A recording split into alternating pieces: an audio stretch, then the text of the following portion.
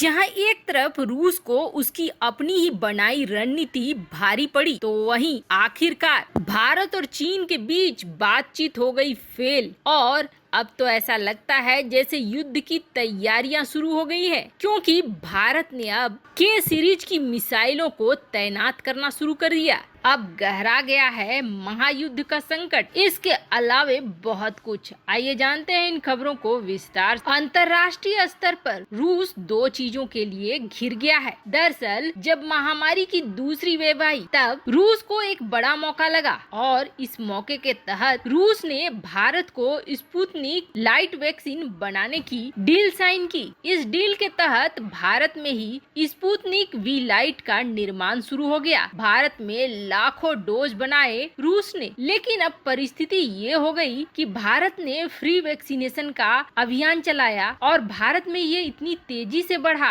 कि कोई स्पुतनिक के लिए उतने पैसे खर्च करके प्राइवेट हॉस्पिटल में लेने को तैयार नहीं होने लगा। यहाँ तक कि कई लोगों का तो ये मानना था कि स्पुतनिक WHO में लिस्टेड नहीं है। ऐसे में भारत के लोग स्पुतनिक को लेने से हिचकिचाने लगे। अब हालात ये हो गए हैं कि स्पुतनिक को बने हुए काफी समय होने लगा है और लगभग अब वैक्सीन पहुंचने वाले हैं एक्सपायर होने के डेट पर। इस समय रूस को ये लग रहा है कि उसके इतनी बड़ी स्पुतनिक वैक्सीन बर्बाद न हो जाए, तो भारत से वो एक्सपोर्ट की अनुमति मांग रहे हैं। यानी भारतीय कंपनी जो मिलकर बना रही है रूस के साथ, उसके साथ वो वापस ले जाना चाह रहे हैं यहाँ से रूस। भारत ने भी इसकी अनुमति दे दी है। अब देखिए, जो भारत में स्पुतनिक बेचकर मुनाफा कमाना चाहता था रूस, ठीक उसका उल्टा हो गया। उसकी लगाई गई निवेश भी अब बेकार होने के नतीजे पर पहुंच गई है। लेकिन इस स्पुतनिक को लेकर एक और बड़ा खुलासा हो गया है और ये खुलासा किया है ब्रिटेन ने। ब्रिटेन ने ये खुलासा करके हंगामा सा मचा दिया है। ब्रिटेन का कहना है कि दरअसल स्पुतनिक चुराया है रूस ने। अब रूस ने इसे किससे चुराया है, तो आपको बता दें, ब्रिटेन का कहना है कि इस बात के लिए पक्के सबूत है हमारे पास कि रूस के लिए काम करने वाले जासूसों ने एस्ट्राजेनेका कंपनी से कोविशील्ड की डिजाइन को चुराया ताकि वो स्पुतनिक वैक्सीन को बना सके। द सन की रिपोर्ट के मुताबिक एक विदेशी एजेंट ने कोविशील्ड का ब्लूप्रिंट और जरूरी सूचनाएं चुरा ली। ये दावा ऐसे समय में आया है जब कुछ ही महीने पहले रूसी राष्ट्रपति व्लादिमीर पुतिन ने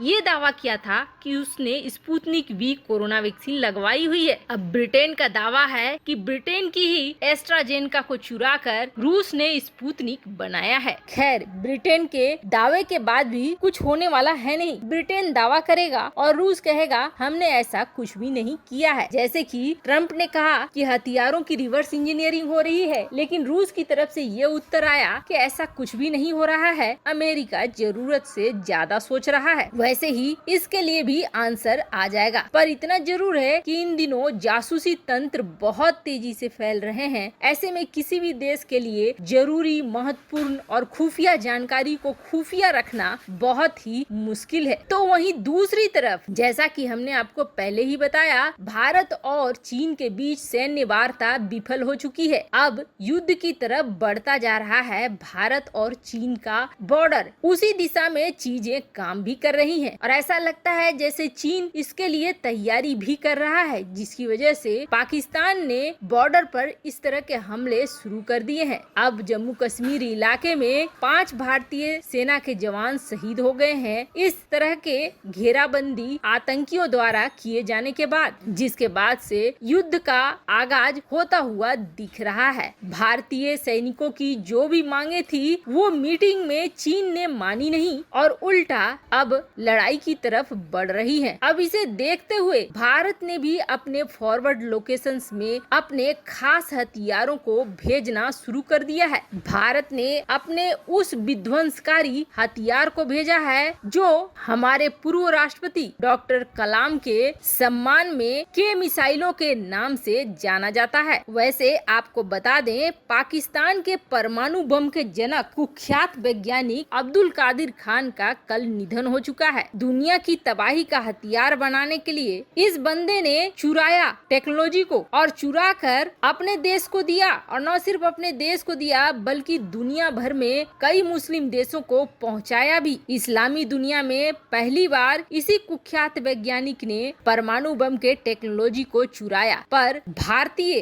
खासकर हिंदुओं से और हिंदुस्तान से बहुत ही ज्यादा नफरत करता था ये शख्स। अब दो कलाम थे, एक भारत के अब्दुल कलाम और दूसरा ये अब्दुल कादिर। अब्दुल कलाम जहां भारत के राष्ट्रपति बने तो वहीं ये अब्दुल कादिर 17 साल पाकिस्तानी जेल में बिताई और रिहाई मांगते मांगते आखिरकार रिहाई की भीख नहीं मिली और उसको मौत मिल गई। यहाँ तक कि कोई भी देखने नहीं आया उस बंदे को जब वो संक्रमित होके हॉस्पिटल पहुंचा था। ये हालत हो गई अब्दुल कादिर की। यहाँ तक कि पाकिस्तान का प्रधानमंत्री भी उससे मिलने नहीं गया। कलाम ने जहाँ मिसाइल और परमाणु बम से भारत का मान बढ़ाया तो वहीं अब्दुल कादिर ने लीबिया और उत्तर कोरिया को परमाणु तकनीक बेचकर पाकिस्तान का हमदर्द बनाने की कोशिश की और दुनिया भर में ऐसी शक्तियों के पास परमाणु शक्ति पहुंचा दी जो विध्वंसकारी थे। 2003 से ही अब्दुल कादिर को नजरबंद कर दिया गया। उसने कई बार Lahore high court, supreme court से रिहाई की गुहार लगाई लेकिन उसे कोई सुनवाई नहीं मिली। पाकिस्तान को ये डर लगता था कि अगर अब्दुल कादिर को छोड़ दिया खुला तो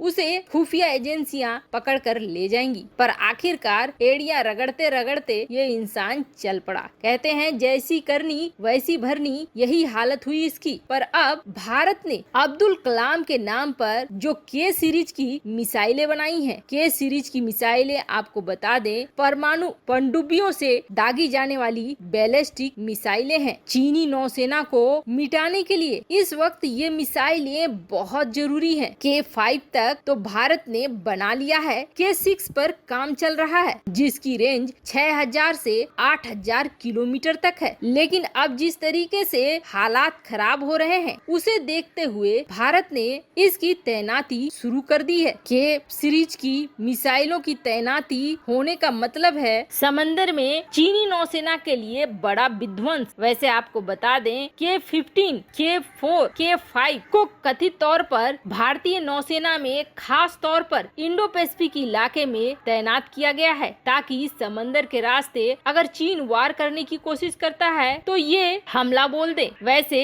के सीरीज की ये मिसाइलें काफी तेज, हल्की और काफी अच्छी स्पीड वाली हैं। इन्हें माना जाता है कि ये अग्नि 5 मिसाइलों की तरह है। वैसे DRDO इसके वायुसेना और थल सेना वाले वर्जन पर भी काम कर रहा है। इस वक्त इसकी तैनाती बहुत जरूरी है क्योंकि अब देश लगभग युद्ध की तरफ बढ़ रहा है और फिर पिछले साल जैसे हालात हो रहे हैं। वैसे आपको क्या लगता है, अगर पाक और भारत में परमाणु युद्ध की नौबत आई तो कौन जीतेगा? कमेंट कर अपनी राय जरूर बताएं। जल्द मिलते हैं अगले वीडियो में नई खबर के साथ।